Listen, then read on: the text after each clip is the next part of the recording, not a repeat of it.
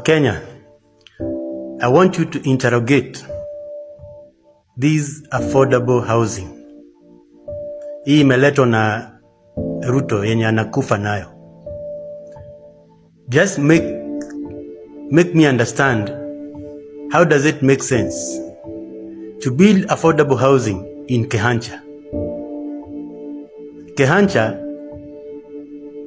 is less than 30 kilometers to Tanzania.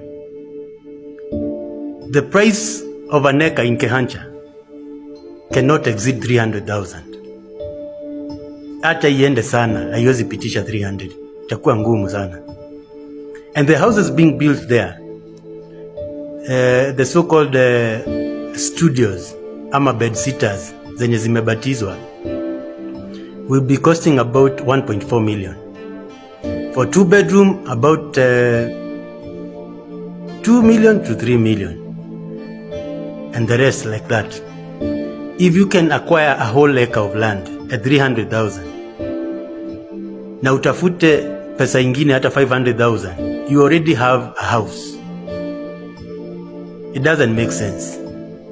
Kwetu Kirinyaga, a plot that is an eighth, ile mnaita 50 by 100, with about 400,000, 500,000, you can get a plot.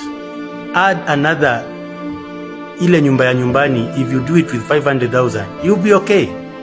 That is 1 million. And you don't need to pay anything else. That's the same place, those houses you are being told they are being built. It doesn't make any economical sense. And I need you to interrogate this story, sababu I can see an attempt to take over people's land by this government if we are not careful. They want to then come up with a bill that will require all those people holding lands, freehold lands, to pay taxes, which is very difficult at this time for many residents of those areas. What will happen is that if you are unable to pay the land rates, the government will take over your land. And that is why Ruto is preparing you to get ready for those affordable houses, because they will tell you, if you cannot pay these rates, then let the government take the land. The government in quotes, take the land, and they give you an amount equal to buy that small house. And that someone was trying to push that bill a year back. Na chairman wa hiyo group, the so-called expert who was running that thing, was the MP for Kirinyaga Central, Engineer Gitari. He is a surveyor by profession. Huyo jamaa ndiye alikuwa ana focus na hiyo maneno. And I want you to be very careful.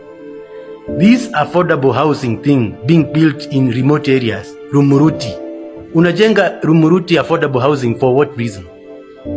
Rumuruti aneka, hey gosh, it's almost being given for free.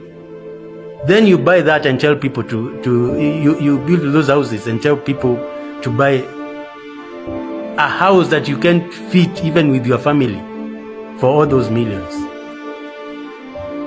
The affordable housing thing is a scam, unless it's in the city. And I used to support it because I thought it was about the city. Hii maneno ya Kibera, Mathare nini, to eliminate the slums. I used to support it.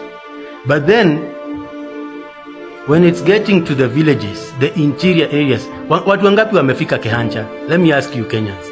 Watu wangapi wamefika Rumuruti? How many people? You need to look ahead of the things that are happening. And this guy is very cunning. That is why we are saying, if an MP votes for such a bill, it's gonna be personal. Sababu sasa hawa watu wametuzoea. We cannot fight. We've bought our land for more than 3 times. When the first migration for the Bantu, when they came to Kenya, they bought the land from the indigenous people who are here. watu walikuwa naitwa, I don't remember the name. The small guys, the hunter gatherers. Then the colonialists came and stole that land. We bought it with our blood. Then again, we are buying land that now we are supposed to pay rate on it.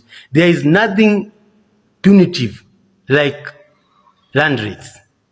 Even Trump himself, with his own craziness, has written a bill, has passed a law to exempt retirees or people above 65 years in America. For the first time, they are exempted to pay land rates, because that is the one thing that is making many Americans homeless. Wanakuwa chokora. After working for all those years, now that you're not able to work and you cannot pay your land rates, then the house is taken by the county. Now Trump has seen that thing is not working. It's not beneficial. Those taxes are not beneficial. Why would William Ruto introduce land rates for land that has never been paid for? It's unnecessary, it's uncalled for, and we must reject that appeal. Na hii affordable housing will bring issues in this country, and we cannot sit back and watch a few people destroy a way of life for people. You might lack everything else, lakini usikose mahali ya kukaa. And that's why if you have land, you almost have everything else, because land is capital. You can start your small agriculture thing there and make some money. You don't need to do anything. But now the attempt to make Kenyans pay land rates for freehold titles, hiyo kitu must be rejected. It must be condemned by the strongest word possible. Na Wakenya musikubali hiyo barabara. This guy anataka kuanza vita hapa, and we will not allow him to take our land. Lazima tukatae hiyo maneno. Ajenga hizo nyumba, akitaka kuweka watoto wake waweke, lakini sio kuforce watu waende kwa hizo nyumba by introducing bills that will come to interfere with our way of life. And I want you to be very serious. We are not joking with such nonsense. We cannot be slaves in our own land. We disagree with those attempts, na hiyo kitu tutakataa. Come rain, come sunshine. Sawa? Let's be on the lookout, because these guys wanajifanya ni wajuaji sana. They think just because they are in parliament, they can read our minds, and they think they are geniuses. Hamtatuchezea. This country is for all of us, and we have to live comfortably. We will not be slaves in our own land.